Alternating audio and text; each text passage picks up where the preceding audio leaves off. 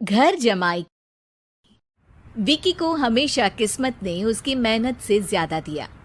पैदा हुआ एक बड़े घर में, मुंह में चांदी की चम्मच लेकर, और शादी भी की एक उससे भी बड़े घर में, सोने की चम्मच मुंह में लेकर। उसे मेहनत करने का शौक नहीं था। एक शौक था, वो भी घटिया शायरी करने का। उसकी हर बात शायराना ही होती थी। जैसे कि एक दिन, दूर से देखा तो चांद पे दाग था, दूर से देखा तो चांद पे दाग था, पास से देखा साबुन का छाग था। ठोको ताली।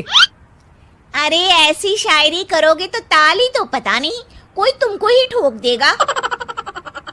शायरी वो बिल्ली है जो किसी का भी रास्ता रोक दे, और क्या मैं किल हूं जो कोई मुझे ठोक दे। मुझे तो आपसे बात ही नहीं करनी। मैं निकला था गाड़ी लेके, लेकिन दौड़ के जा रहा हूँ। मेरी शायरी कोई नहीं सुनता, मैं घर छोड़ के जा रहा हूँ। धीरे बोलिए जी, मम्मी पापा को पता चल जाएगा तो तुमको सच में तुम्हारे मायके भेज देंगे। सस्ते साबुन से मेरी कॉलर चमकी नहीं, सच में चला जाऊंगा, मेरी बात कोई धमकी नहीं। अगर शायरी ही सुनानी है तो सुनाओ, लेकिन कोई काम धंधा भी तो करो। मेरे पिताजी के पास बहुत पैसा है, तो घर जमाई बन के खा रहे हो, और कल जा रहे हो ना अपने मायके, तो आज ही चले जाओ मेरी बला से। हमें तो अपनों ने लूटा, गैरों में कहाँ दम था हमें। अरे चुप हो जाओ, तुमको मिर्जा गालिब की कसम। अरे जाना है तो जाओ, लेकिन पहले मेरे मम्मी पापा से मिलकर जाओ, वरना वो क्या सोचेंगे। लेकिन विकी अकेले ही अपनी कार लेकर अपने मायके यानी कि अपने खुद के घर पहुंच जाता है। अरे बेटा, तू अचानक, बहू कैसी है?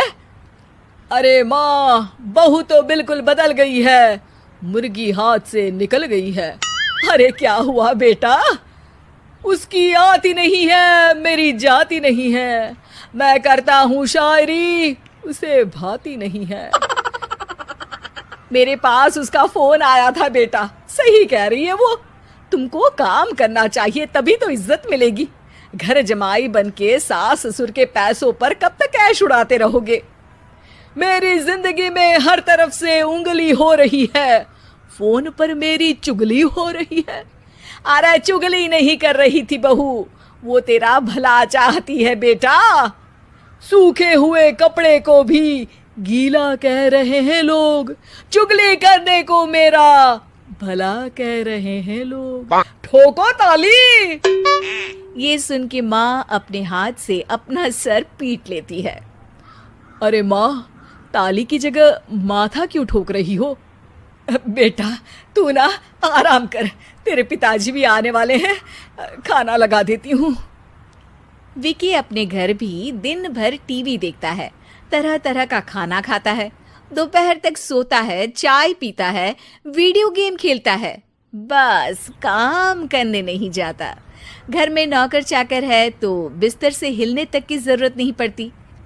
कई बार तो विकी अपने नौकरों को बिठाकर शायरी सुनाता रहता। कब जाओगे बेटा? अरे कैसी बात कर रहे हैं डैडी, क्या आप मेरे फादर नहीं? आप मुझे भगाना चाहते हैं क्या? ये मेरा घर नहीं। अरे नहीं बेटा, तुम्हारा ही घर है। हम तो चाहते थे कि तुम यहीं रहो और मेरा काम आगे बढ़ाओ, लेकिन तुम ही चले गए घर जमाई बनने।